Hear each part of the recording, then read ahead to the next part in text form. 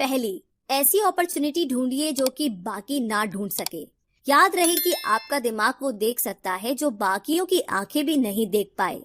दूसरा है पैसा बढ़ाइए। जब पैसे की जरूरत पड़े तो मिडिल क्लास केवल बैंक जाता है, मगर दूसरे टाइप के इन्वेस्टर पैसा बढ़ा करके कैपिटल रेज करते हैं। उन्हें हमेशा बैंक की जरूरत नहीं पड़ती। और आगे है तीसरा, स्मार्ट लोगों को ऑर्गेनाइज कीजिए। इंटेलिजेंट लोग वो होते हैं जो अपने से ज्यादा स्मार्ट लोगों के साथ मिलकर के काम करते हैं। इसीलिए इन्वेस्ट करने से पहले अपने इन्वेस्टमेंट एडवाइजर को चुनें। मुझे मालूम है कि ये सब आपके लिए कुछ ज्यादा है, मगर इसके रिवॉर्ड्स तो बड़े ही शानदार है। जिंदगी में रिस्क बहुत है, लेकिन उन्हें हैंडल करना सीख करके ही आप अमीर बन पाएंगे।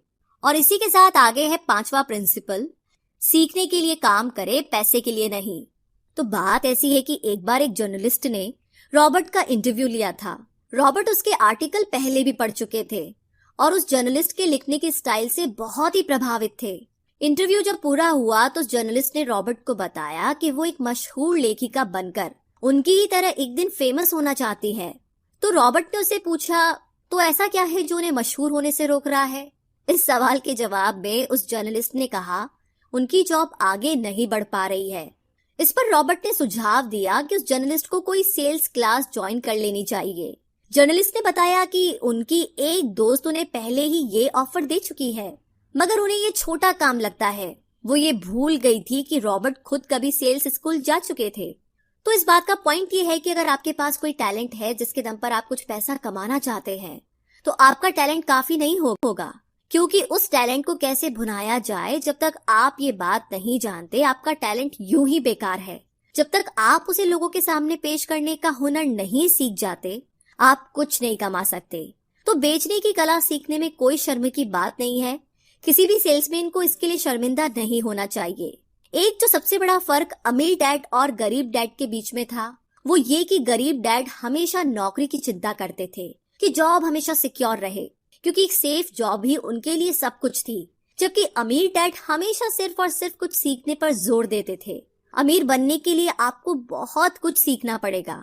इसके अलग पहलू को देखें तो स्कूल हमें रिवॉर्ड करते हैं किसी एक ही खास चीज में महारत के लिए। इसका एक उदाहरण देखिए, जब डॉक्टर मास्टर की डिग्री लेते हैं तो उसके बाद किसी के स्पेशल फील्ड में डॉक्टरेट करते हैं, जैसे कि पीडियाट्रिक या कुछ और।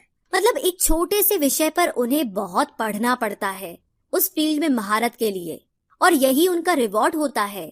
ऐसे ही बहुत कुछ जानने के लिए जो थोड़ा बहुत आप सीखते हैं, वो नॉलेज तभी आएगी जब आप अलग अलग कंपनीज के लिए काम करेंगे, दुनिया की अलग अलग चीजों को जानेंगे, चीजें कैसे काम करती है, ये सभी बातें अनुभव करेंगे, तभी आपकी नॉलेज बढ़ेगी। शायद यही वजह थी कि अमीर डैड छोटे रॉबर्ट और माइक को अपने साथ लेकर जाते थे जब वे अपने डॉक्टर, अकाउंटेंट्स, लॉयर या किसी प्रोफेशनल से मिलने जाते।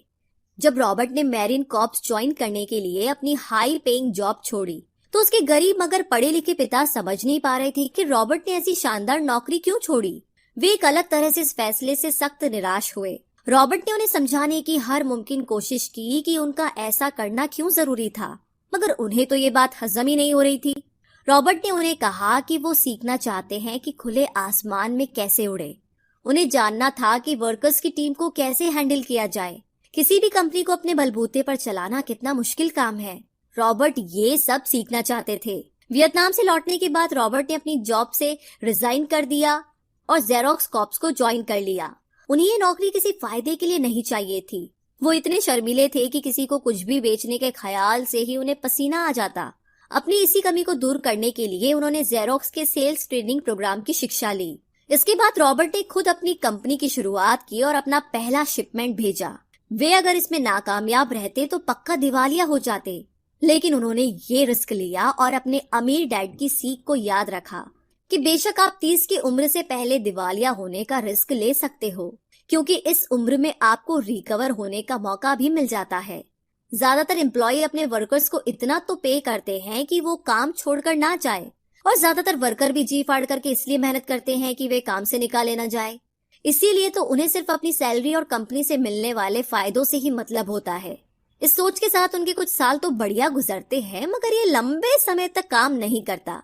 तो क्यों ना आप वो सब कुछ अभी सीखें जो आप सीखना चाहते हैं, इससे पहले कि आप कोई एक खास प्रोफेशन अपने लिए चुने।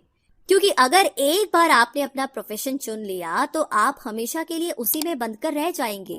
तो दोस्तों इसी के साथ ये समरी यहीं पर समाप्त होती है।